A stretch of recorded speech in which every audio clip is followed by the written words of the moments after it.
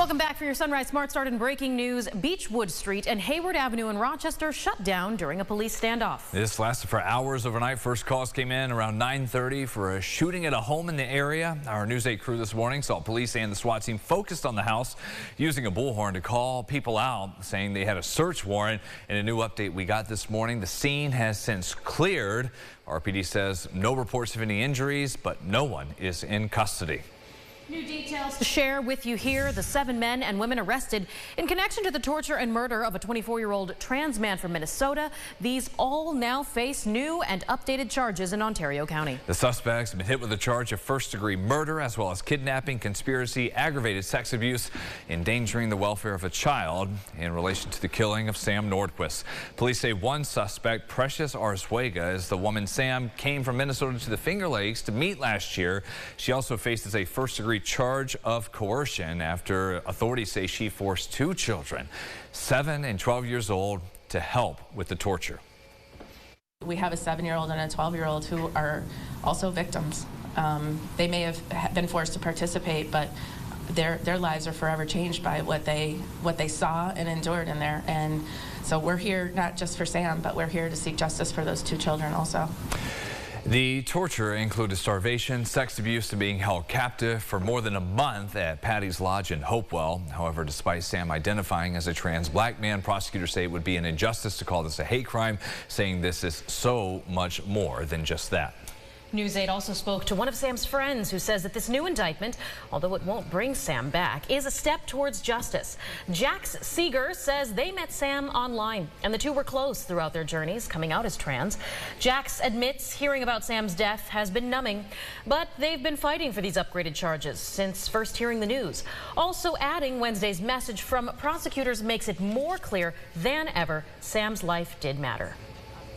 Sam put so much love and positivity out into this world, and he, you know, in the end, he wasn't given that same love and positivity back. Sam's mom and siblings laid him to rest on Tuesday.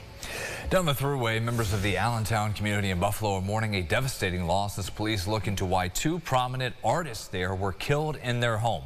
40-year-old Mickey Harmon and 37-year-old Jordan Chilato were found dead at St. Louis Place around 4:30 yesterday afternoon. The cause of this death, blunt force trauma. As officers on the scene say, they also found a man who is not believed to be known to these victims, there with a knife inside. That man cut himself and is now hospitalized under supervision as a person of interest. The couple were well-known artists and LGBTQ+ advocates in Western New York. At this time, we've been told there is no indication it was a hate crime.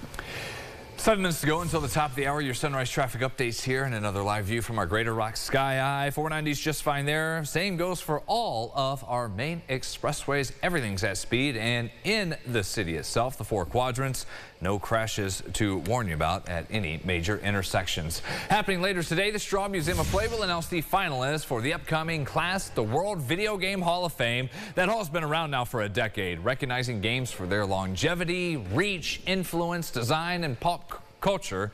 They've got everything so far: Pac-Man, Tetris, Guitar Hero, SimCity, PlayStation's Resident Evil in the collection. The finalists for the upcoming year will be named at 9:30. Our IT students are repurposing the old, trying to make it new by developing a virtual reality experience. So they took a printing press, yes, one of those old ones, and digitized it so more people can go through the experience and learn from it. Aran Spitzer got a preview and checked it out. Here she is. Yeah, guys, one of those old ones. This is a 19th century cast iron hand press that once belonged to famous British designer William Morris. Now, that may not be the most interesting thing to everyone, but consider a student, historian, designer, anyone learning about a printing press. The app is really a way to make using the press more accessible. It teaches anyone interested in printing on the digital twin how to do it, even though it's housed at the Cary Graphic Arts Collection at RIT. You get the full experience. The VR press has sound based on what you're doing and tactile pressure while you're virtually inking the roller. Now, for graphics students, seeing what they can do is a learning experience. We do a lot of head down, work hard, and then you see the result. It's fantastic. But seeing this here as something people can actually use to learn and educate themselves on a printing press, or this can be applied to any historical piece, is really fascinating. So it's really gratifying to see that our work can do things like this. Haptic feedback, like you feel like you're actually there rolling that printout on the press. That really creates a lasting memory and has a stronger effect on people. And so knowing that the skills that I'm learning create that lasting effect is very empowering. You can play with the printing press by downloading the app through Steam. That's a video game platform. Guys, back to you. Ron, thanks. So all the campus gossip is now going to be spread that way. Is that how it works? Yeah, really fun. Yeah. Immersive experiences. Say that really sticks with the brain. Yeah, using that old technology, the printing press, still talked about today. Of course. And Stop the presses. That's right.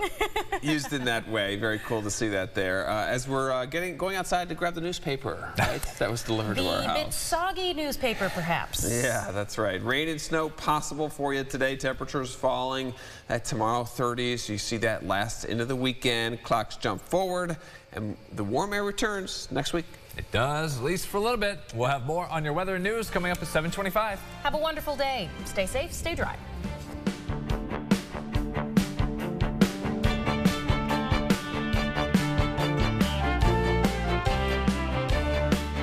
Follow News 8 wherever you are on RochesterFirst.com, Facebook, X, and on our app for news and weather.